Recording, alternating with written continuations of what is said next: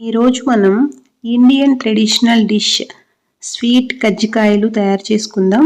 ఒక బౌల్ తీసుకొని 1.5 గ్లాస్ మైదా వేసుకుందాం. 1/2 టేబుల్ స్పూన్ సాల్ట్ వేసి కలుపుదాం. నెక్స్ట్ 1 టేబుల్ స్పూన్ ఆయిల్ కూడా వేసి మిక్స్ చేద్దాం.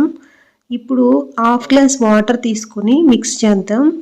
1.5 గ్లాస్ పిండికి 1/2 గ్లాస్ వాటర్ కరెక్ట్గా సరిపోతాయండి ముద్ద రావడానికి. స్టఫీ మిక్చర్ రెడీ అయిందండి. స్మాల్ బాల్స్లో ప్రిపేర్ చేసుకొని రోల్ చేసుకుందాం. పల్చటి పూరీలాగా తీసుకుంటున్నాను. దాన్ని పూరీ మీద ప్రెస్ చేస్తే ఈ విధంగా చక్కటి రౌండ్ షేప్ వస్తుంది. ఇప్పుడు రిమైనింగ్ పార్ట్ అంతా తీసేద్దాం. స్పూన్ స్టఫింగ్ మిక్చర్ వేసుకొని సగానికి ఫోల్డ్ చేద్దాం. హాఫ్ మూన్ లాగా కొంచెం వాటర్ తీసుకొని సైడ్స్కి అప్లై చేసి ఈ విధంగా ప్రెస్ చేస్తే సీల్ వేసాక డిజైన్ కోసం ఫోర్క్ తీసుకుని ఈ విధంగా ప్రెస్ చేస్తే రెడీ అయిపోతుందండి.